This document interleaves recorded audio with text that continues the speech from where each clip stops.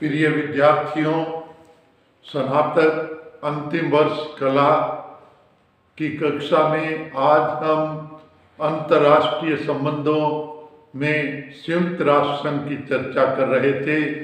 संयुक्त राष्ट्र संघ के प्रधान अंगों में आज हम न्यास परिषद को लेते हैं।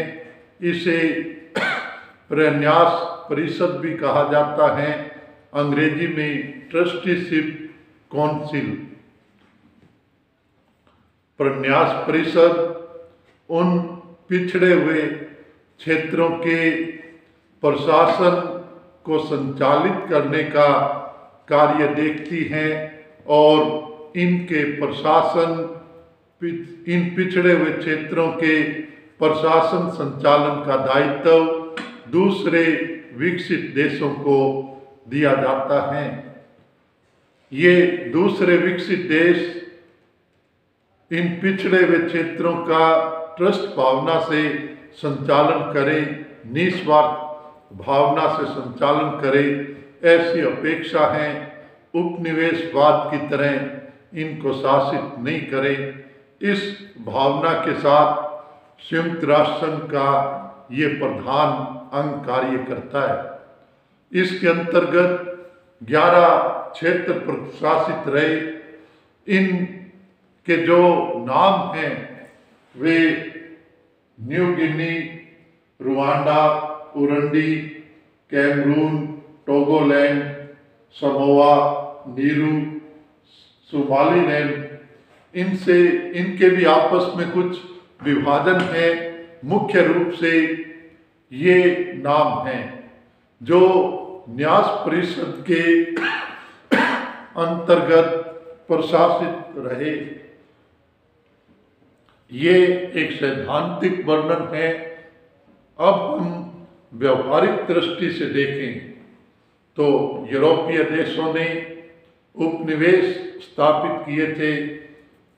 यूरोपीय देशों में जहां मित्र राष्ट्र उपनिवेशों के क्रम में आगे थे, उन्होंने श्रेष्ठ क्षेत्रों को अपने उपनिवेश बनाया और बेकार क्षेत्रों को, पिछड़े हुए क्षेत्रों को छोड़ दिया अथवा कोई रुचि नहीं ली।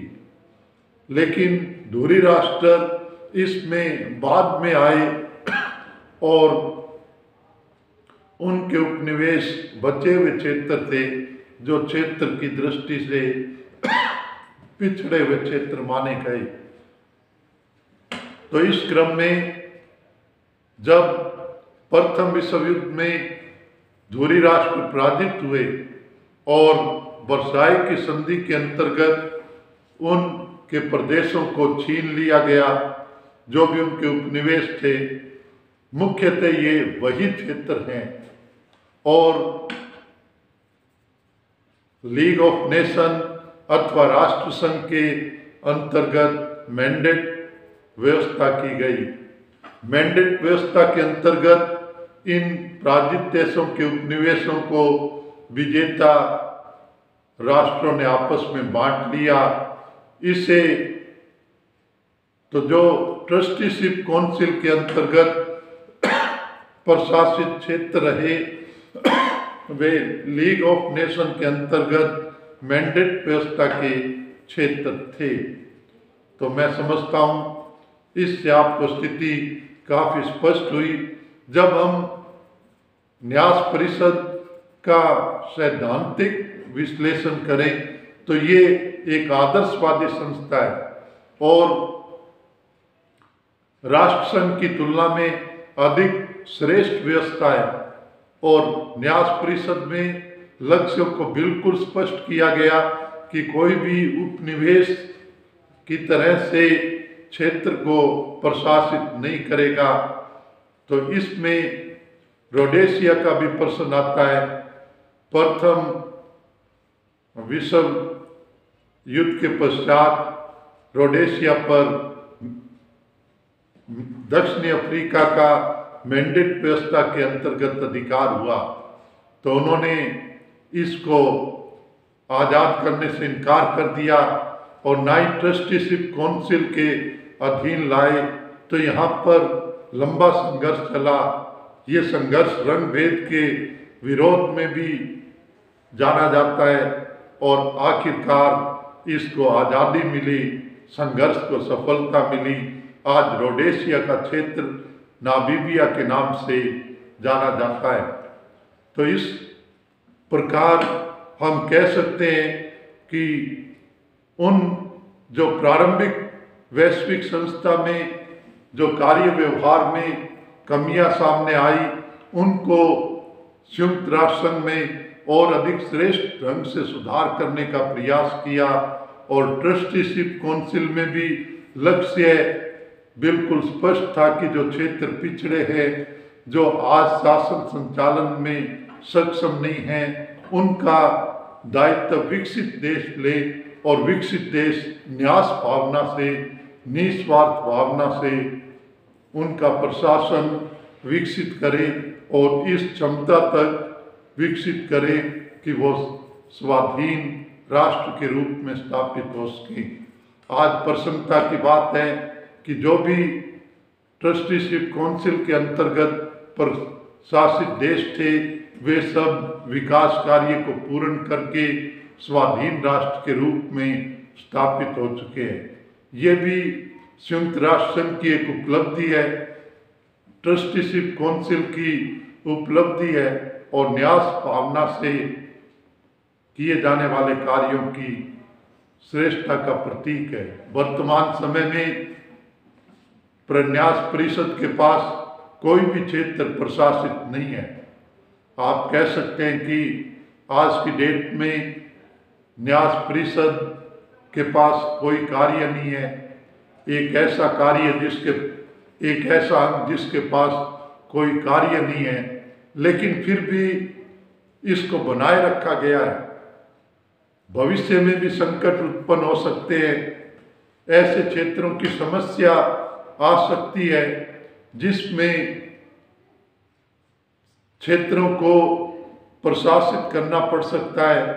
संयुक्त राष्ट्र संघ के तत्वाधान में या दूसरे विकसित देशों के संरक्षण में ये कार्य संचालित करना पड़े, तो इसके लिए ट्रस्टीशिप काउंसिल को एक अंग के रूप में बनाए रखा गया है।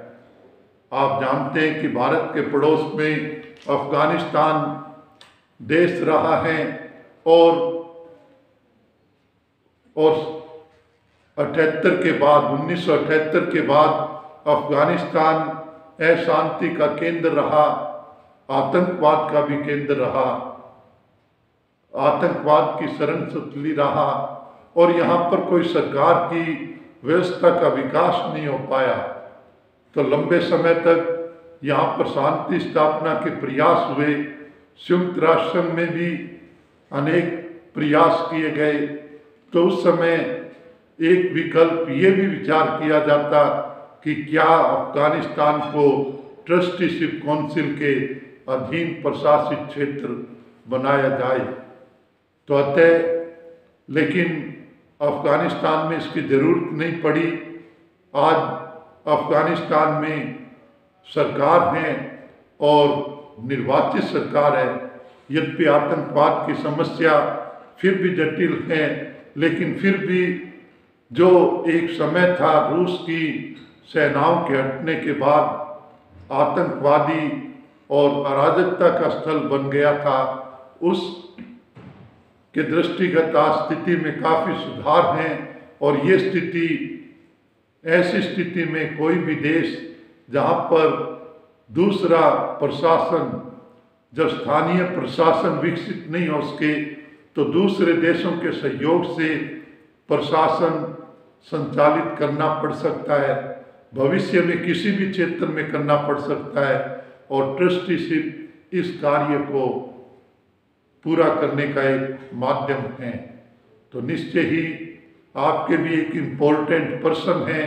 मैं समझता हूँ कि संयुक्त राष्ट्र संघ के एक अंग के रूप में आप प्रन्यास परिषद को समझेंगे।